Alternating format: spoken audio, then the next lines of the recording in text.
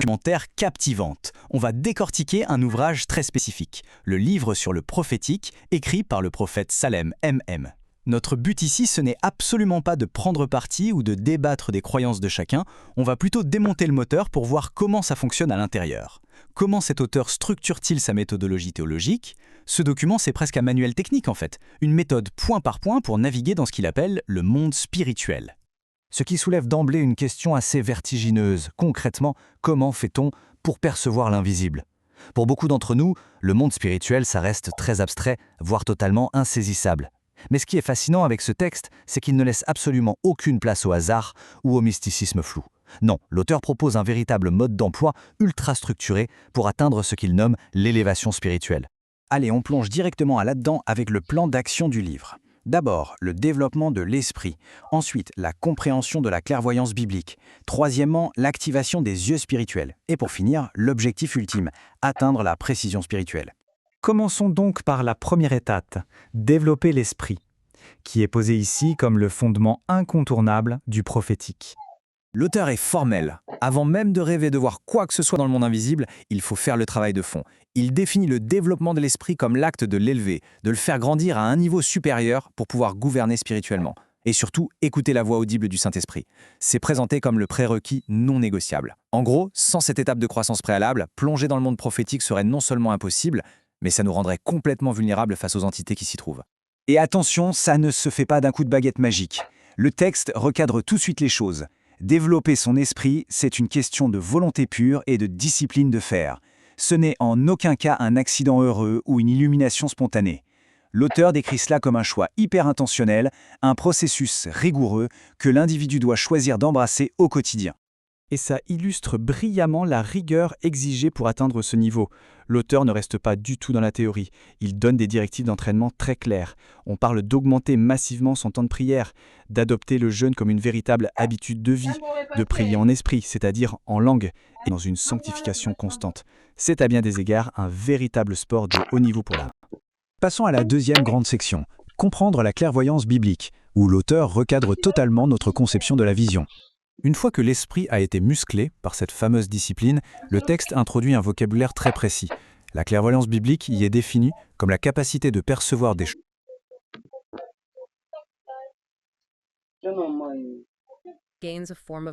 des images et des sons via l'esprit. Et voici le détail qui change tout. Cette capacité dépendrait à 100% de la lumière du cœur. C'est crucial de bien saisir ce terme pour ne pas le confondre avec la pop culture ou l'ésotérisme classique. Ici, l'auteur nous place dans un cadre strictement scripturaire. D'ailleurs, la mise en garde qui suit est sans équivoque.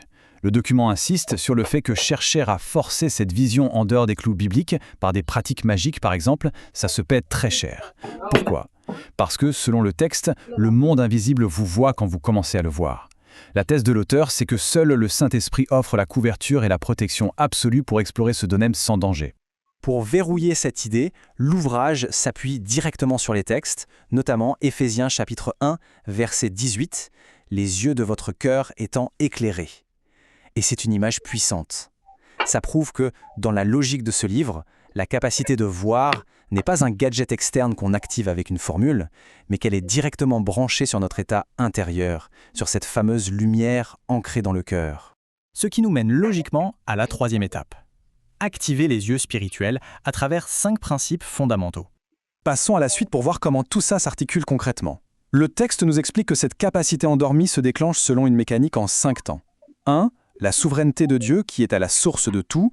2. Une relation constante avec lui pour préparer le terrain. 3. L'exemple de figures spirituelles déjà établies pour servir de modèle. 4. L'honneur profond qu'on porte à cette onction. Et enfin 5. La transmission par la prière. C'est vraiment pensé comme un enchaînement chronologique incontournable. Et pour illustrer ce fameux 5e principe de transmission, le texte nous raconte l'histoire biblique d'Élisée et de son jeune serviteur, Géasi, dans le livre des rois. Face à une menace invisible, le prophète Élisée ne fait pas de grandes cérémonies humaines. Il prie simplement Dieu d'ouvrir les yeux de son serviteur. Et là, le jeune homme voit soudainement l'armée spirituelle qui les entoure. Pour l'auteur, c'est la preuve irréfutable que c'est la prière qui active la vision, pas une technique humaine, et que c'est Dieu seul qui actionne l'interrupteur. Nous voici arrivés à la 4e partie, le sommet de cette méthodologie. Atteindre la précision spirituelle. Car oui, le texte insiste sur le fait que voir ne suffit pas.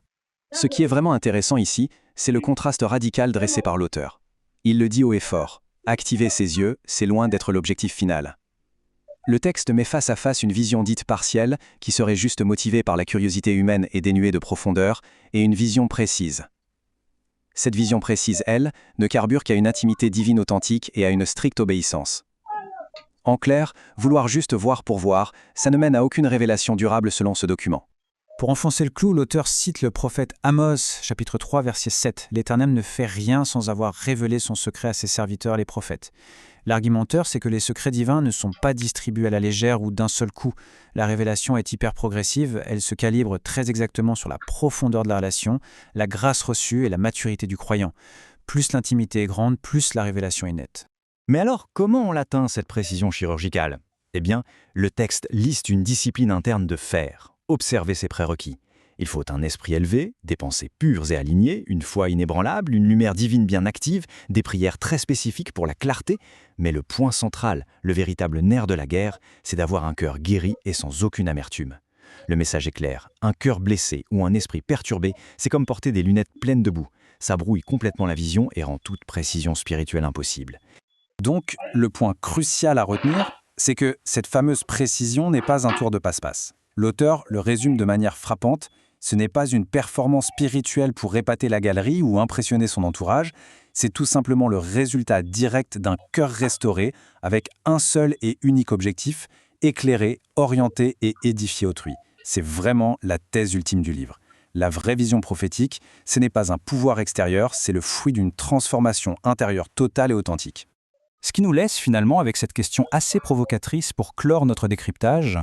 La vision spirituelle est-elle le produit de nos efforts humains acharnés ou le simple reflet de notre intimité avec le divin? C'est tout le paradoxe fascinant au cœur de cet ouvrage.